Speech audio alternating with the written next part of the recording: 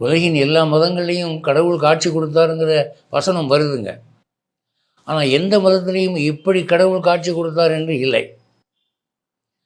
காலஸ்வரூபியாக நடந்தது, நடக்கிறது, நடக்க போகிறது எல்லாமே பார், இப்போவே டிவியில் பார் என்று அவன் காட்டுகிறான். அதில் என்ன சொல்ல வரான்? காலம் என்பது ஒரு சக்தி, ஒரு பொருள். இப்போ ஒரு மொட்டு மலராகுதுன்னா காலம்தான் அதை செய்யுது. ஒரு காய் கனியாகுதுன்னா காலம்தான் அதை செய்யுது. ஆனால் அது நம்ம கண்ணுக்கு தெரியாது. காலம் என்று ஒரு பவர் வினாடிக்கு வினாடி இயங்கி கொண்டிருக்கிறது. அது கண்களை விழித்து கொண்டு அனைவரையும் பார்த்து கொண்டிருக்கிறது. அதைத்தான் நாம் விதி என்று சொல்லுகிறோமோ என்று வியக்கும்படியாக இருக்கிறது. அந்த கால தத்துவத்திலே ஒவ்வொரு நிகழ்வுக்கு முன்னாலும் பின்னாலும் சில அறிகுறிகள் வைக்கப்பட்டு இருக்கின்றன.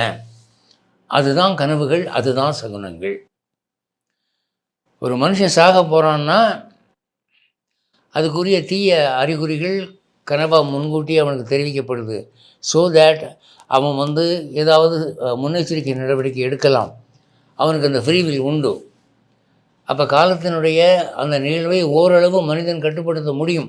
அதுக்கு தான் கனவுகள், அதுக்கு தான் சகுனங்கள், அதுக்கு தான் தீ நிமித்தங்கள். ஆனால் மனிதன் அதை செட்டப் பண்ணுறது இல்லை. அவன் தன் இஷ்டப்படி போய்கிட்டு இருக்கிறான். அவனுக்கு விளைய வேண்டிய தீமை விளைந்தே தீருகிறது. கடவுள் கருணையினாலே கனவுகளை கொடுக்கிறார், கருணையினாலே சகுனங்களை கொடுக்கிறார். அதை பற்றி யாரும் படிக்கிறதும் கிடையாது, அதை அக்கறைப்பட்டுக்கிறதும் கிடையாது. அப்போது இந்த காலம் என்ற தத்துவமானது நாமெல்லாம் தொங்கி கொண்டிருக்கிற போது அது கண்கள் இரண்டையும் அகல விரித்து நம்மை பார்த்து கொண்டிருக்கிறது. இவனுக்கு இப்போ நான் செய்ய வேண்டியது என்ன? இவன் விழித்து எழுந்தால் இவனுக்கு நான் செய்ய வேண்டியது என்ன? நாளை இவனுக்கு நடக்க வேண்டியது என்ன?